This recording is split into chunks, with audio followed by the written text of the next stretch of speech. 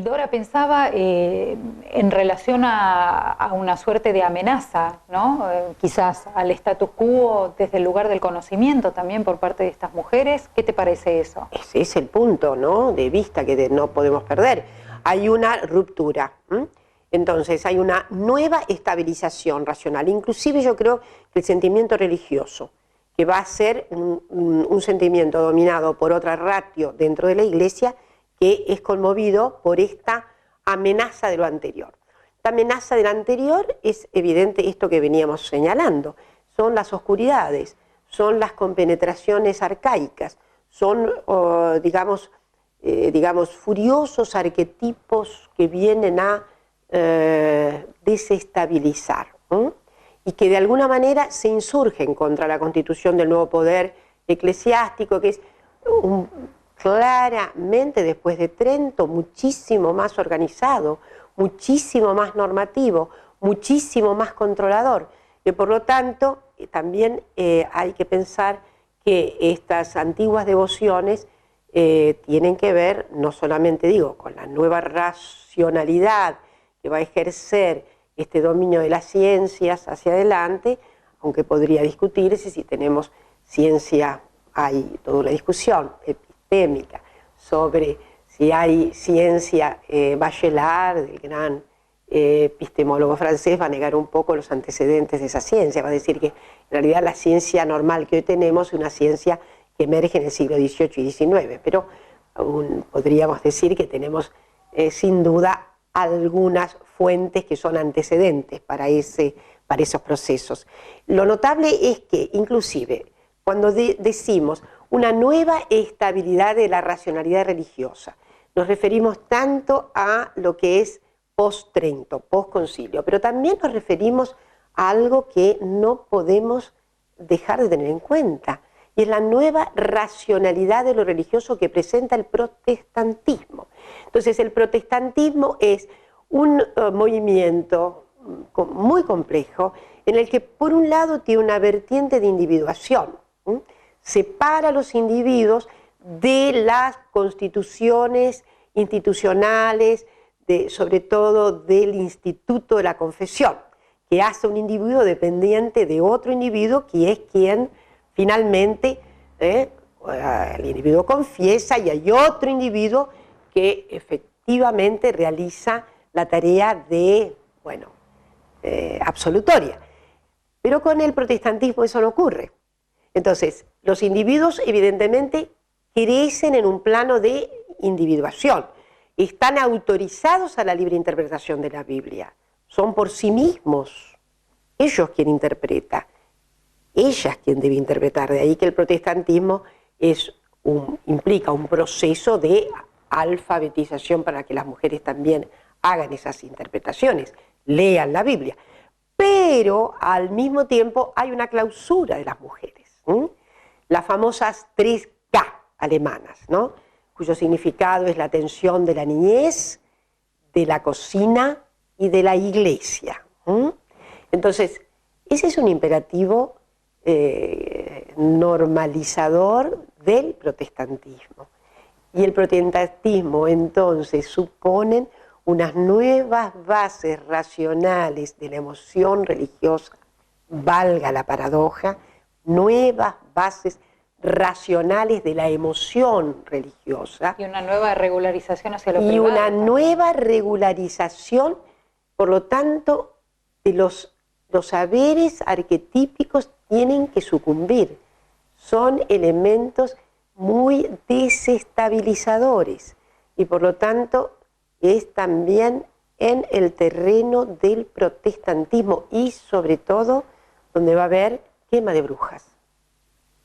Y Dora, pensaba en este posmodernismo o en esto que vivimos hoy, en el imaginario colectivo vinculado a estas mujeres que en el día de hoy las vemos quizás en los medios de comunicación o en algunos lugares de difusión, digamos, masiva, en donde se exponen muy vinculadas a cuestiones del esoterismo y en la mayoría de los casos, por lo que puedo observar, siguen siendo mujeres. ¿Te parece que esta es una herencia directa o que es un nuevo rol de estas mujeres en su ligazón. No, con las yo más bien cuestiones? creo, Raquel, que hay el camino histórico es completamente quebrado. Es muy difícil hablar de depósitos que se van a heredar. Más bien yo creo que hay reconstituciones emocionales, afectivas, inclusive racionales, para digamos, la interpretación de esos cursos de acción femeninos. No me parece que tengan nada que ver ni con la herencia antigua pan, ni con siquiera los sacudimientos del siglo XIX, en la que voy a decir algo más. El siglo XIX es también un gran siglo bifronte. Es bifronte en el camino de la racionalidad, porque el iluminismo marca una perspectiva de comprensión de los procesos de la naturaleza, del mundo, que tienen que ver con senderos completamente racionales. Y por lo tanto, esto es la promesa de la modernidad.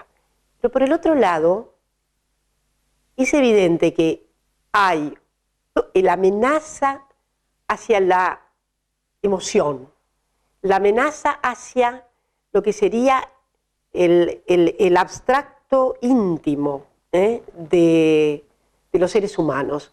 Un abstracto íntimo que tiene una forma que Freud entendió muy bien, con el inconsciente, en donde nos habitan circunstancias que tienen muy poco que ver con el camino de la racionalidad.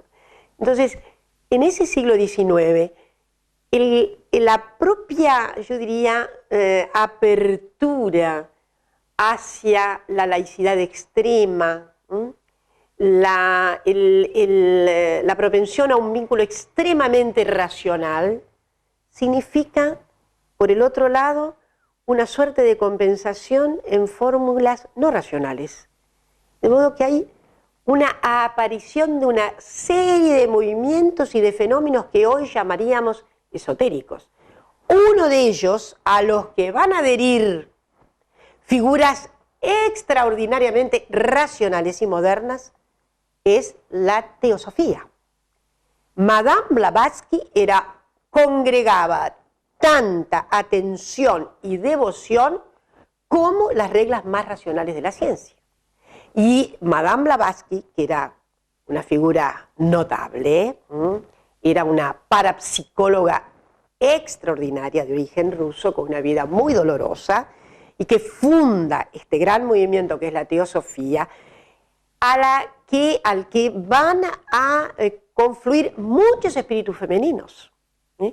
Madame Blavatsky le va a ceder la sucesión de ese movimiento que, insisto, es capaz de atraer a figuras tan extraordinariamente racionales como nuestros socialistas, nuestros primeros socialistas en la Argentina también van a ir a la teosofía, tiene muchísimo que ver, y yo a esto lo he explicado, he hecho un trabajo sobre esto, con esa especie de desertización que sobreviene al alma en un camino en donde la modernidad va destruyendo todo y donde se queda la subjetividad completamente desamparada. Y por lo tanto se cambia el elemento primitivo, irracional, por yo diría, una avenida racional y laica, pero que al mismo tiempo no termina de compensar el extraordinario movimiento del humano interno. Y entonces se camina en la búsqueda de todos estos fragmentos operativos que tienen que ver con la afectividad, la emoción, y al mismo tiempo Madame Blavatsky va a presentar su teoría como un camino científico, como un camino también racional. Faltaba más, no podía ser menos, y bueno, también decir que otro gran movimiento fue el movimiento espiritista. Es un movimiento al que adhiere gente como el gran Víctor Hugo, frente a desolaciones, traumas, dramas de incontenible ya dolor, se producen entonces esas suertes de fracturas en la inteligibilidad de lo moderno que van a ser amparadas por estos movimientos que hoy llamamos esotéricos, que parecen oscuros, pero que son muy iluminadores para las gentes dolientes. Gracias, muchas gracias, Dora. En el día de ayer te dieron un premio a la dignidad y es lo mínimo que te mereces. Ay, gracias. Te agradezco muchísimo y pocas personas pueden ser tan claras para explicar un fenómeno tan complejo. Muchas gracias, Dora.